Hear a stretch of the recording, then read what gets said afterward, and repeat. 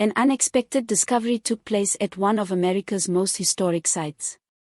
At the Virginia home where George Washington once lived, they dug up bottles not seen or touched since before the Revolutionary War. It began as a routine restoration project, nothing more than a structural check beneath the floors of Mount Vernon, the famed Virginia home of George Washington. But what archaeologists uncovered there would leave even the most seasoned historians speechless. Beneath the very floorboards where the first president once walked, a secret chamber lay sealed for nearly 2.5 centuries. And inside that chamber rested objects so perfectly preserved, they seemed to defy time itself. The discovery was as eerie as it was breathtaking. Visitors have long believed they knew every secret the estate had to offer, every inch catalogued, every room restored. Yet what lay hidden beneath its foundations would shake that certainty to its core. For in April, researchers uncovered dozens of sealed glass bottles, each filled with what appeared to be cherries, perfectly intact since the 18th century. Mount Vernon, the house that shaped a nation, had always been a symbol of permanence. Its wide veranda, gleaming columns, and red-roofed silhouette stood over the PTOIC like a monument to the ideals that forged the United States. But even monuments hold secrets, and this one had been waiting silently since before the birth of the Republic.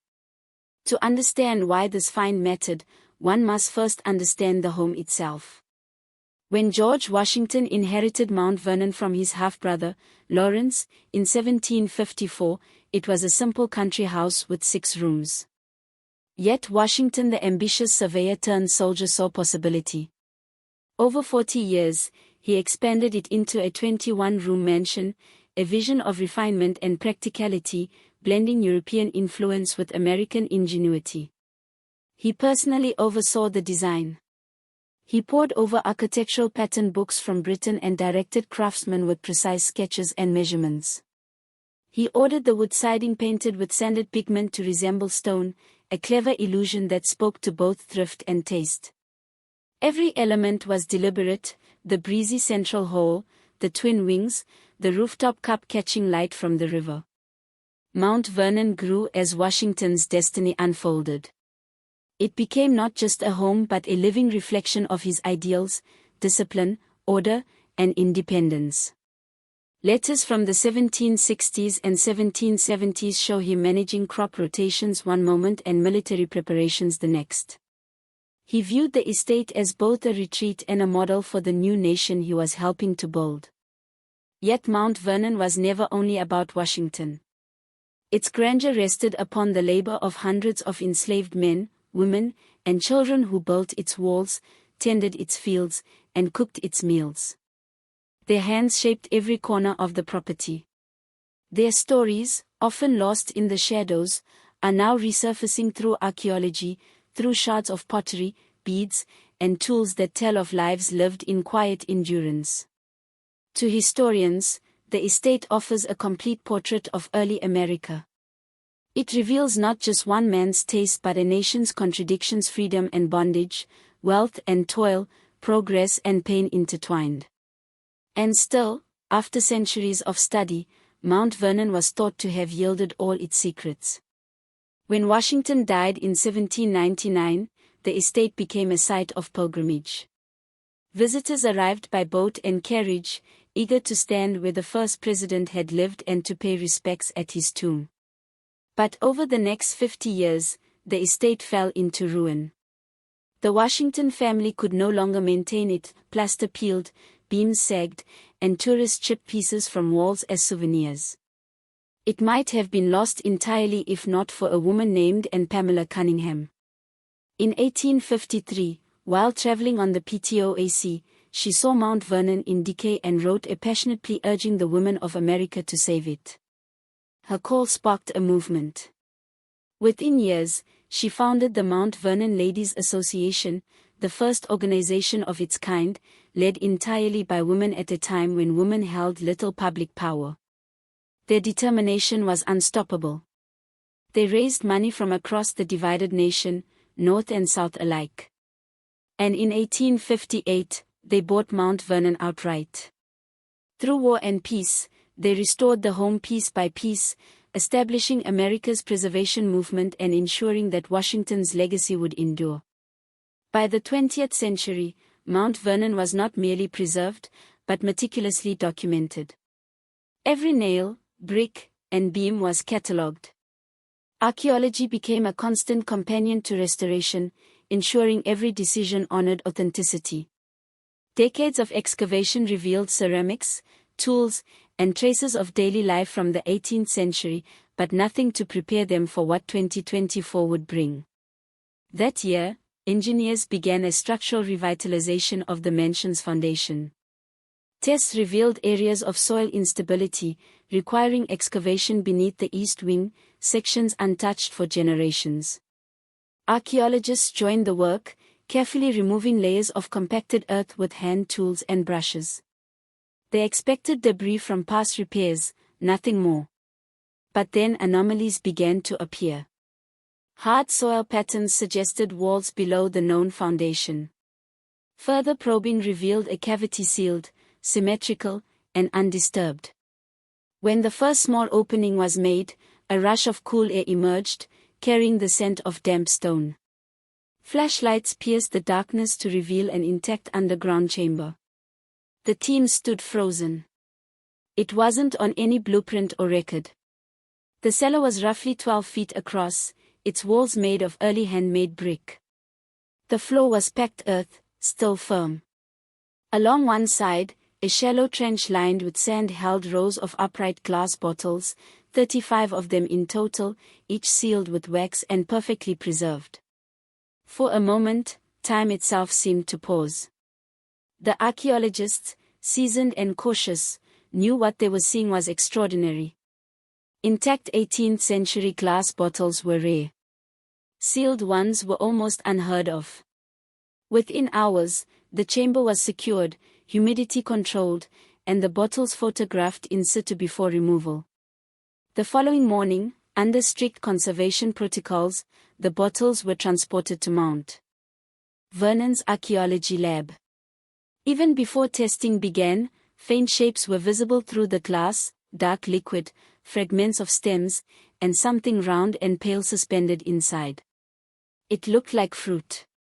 When conservators gently cleaned the surfaces, the truth became unmistakable. The bottles contained cherries, whole, unbroken, still recognizable after nearly 2.5 centuries. Some rested in syrupy liquid, others in thick sediment that had once been wine or cordial. The corks were sealed with red wax, some bearing impressions of rope or cloth, as though tied tightly before sealing. Chemical testing soon confirmed it. The liquid contained cherry and grape compounds along with traces of herbs and alcohol. These were no random leftovers. They were preserved fruits likely made in the mansion kitchen sometime in the 1750s or early 1760s before Washington's large-scale renovations. Historians were astonished. Washington's household records made occasional mention of preserving cherries, making cordials, and bottling wines, but no one imagined those recipes might still physically exist beneath the house itself. The cellar, it seemed, was a forgotten experimental space, a cooling chamber where fruit and beverage were stored long before the estate reached its peak. The craftsmanship of the bottles themselves told another story. Each one was hand-blown, the glass thick with bubbles, their shapes irregular but elegant. The sand used matched deposits found on the estate, suggesting they were locally produced. Whoever sealed them had done so carefully, almost ceremoniously, as if preparing offerings to the future. Botanists joined the effort, examining seeds found inside several bottles. Under magnification, they identified cherry pits and grape skins with astonishing preservation. DNA testing was ordered to determine their variety in hopes of reviving long-lost heirloom species from Washington's orchards. Meanwhile, questions multiplied. Who had sealed the cellar? And why had it been forgotten? Analysis of the mortar showed it was sealed sometime in the early 1800s, possibly during a period of renovation after Washington's death. Perhaps servants or family members closed it off, unaware of what lay inside. Or perhaps they meant to protect it, preserving a moment in time. As results poured in, the world took notice. News outlets ran headlines declaring, "Cherries from George Washington's table found intact." Photographs of the glistening bottles spread across the internet. Visitors flooded Mount Vernon, eager to glimpse the fruit that had survived America's birth. But to archaeologists, the true significance went deeper. These bottles were not relics of luxury. They were artifacts of human connection. They revealed the work of cooks, gardeners, and enslaved artisans who mastered preservation techniques that blended African, European, and native traditions. Their knowledge allowed food to last through harsh seasons, sustaining the household. Each bottle carried their unseen legacy. The discovery gave new voice to those lives. One name emerged often in discussion: Doll, the talented cook brought by Martha Washington in 1759. Records describe her skill in preparing fruit preserves and cordials. Could these have been her creations? If so, her handiwork had outlived centuries, surviving as silent testimony to resilience and craft. Scientists continued their testing. At the USDA Agricultural Research Service, DNA analysis confirmed the cherries were an early variety related to modern Montmorency and Kentish cherries, types once common in colonial orchards, but long vanished. Researchers believed they could attempt germination using the seeds recovered. Within months, horticulturists began carefully planting several seeds in sterilized soil. Against all odds, a few showed signs of life. For the first time since the 18th century, cherries from Washington's era might once again grow in Virginia soil. The find also transformed Mount Vernon's preservation philosophy. For decades, archaeologists believed the major discoveries had already been made. This single hidden room proved otherwise. It reminded everyone that history is never complete, that even beneath the most studied landmarks, the past waits patiently to be rediscovered. As the analysis deepened, curators began planning a new exhibit to showcase the bottles, the cellar reconstruction, and the scientific process behind the find. Visitors would not just see artifacts, but experience how history and science intertwined to breathe life into the past. The story captivated the public imagination. School children wrote letters, asking if they could taste George Washington's cherries. Food historians debated whether the syrup was cordial or medicinal. Others reflected on symbolism. Washington, famous for the cherry tree legend, now connected again to cherries in a completely real and startling way. The symbolism was irresistible. For generations, the tale of young Washington confessing to chopping down a cherry tree had been myth, a moral fable about honesty. Yet here, centuries later, genuine cherries associated with his household had surfaced, untouched by time. Fiction had met fact in a way that even cynics found poetic. Archaeologists returned to the sealed chamber for one final documentation. Using 3D scanning, they mapped every inch of the walls, noting the careful brickwork and grooves for drainage, an indication of deliberate design. This was no accidental space. It had been engineered for stable temperature and humidity, ideal, in other words, for preservation. It was likely among the earliest examples of cold storage architecture in North America. The team sealed the chamber once more, not to hide it, but to protect it. Its structure was just too fragile for ongoing exposure. The data they gathered would allow virtual reconstructions accessible to researchers worldwide. Historians revisited Washington's journals, searching for references that might explain the cellar. One entry from the 1750s mentioned a small underground room near the east front for the keeping of wines and fruits. Another described experiments with sealing bottles for longevity. Suddenly, the clues aligned. This was that room. The bottles were not just leftovers from a forgotten pantry. They were part of Washington's lifelong obsession with innovation. He experimented constantly with farming methods, fermentation, and preservation.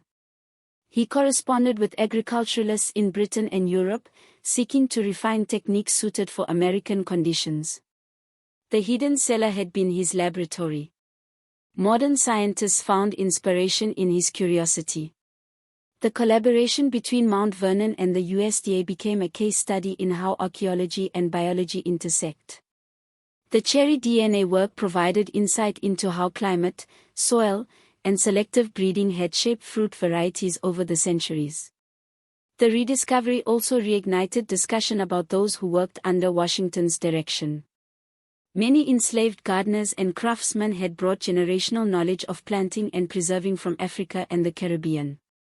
Their skill combined with European techniques created a uniquely American agricultural tradition. The bottles, in that sense, represented not one man's achievement but a collective ingenuity.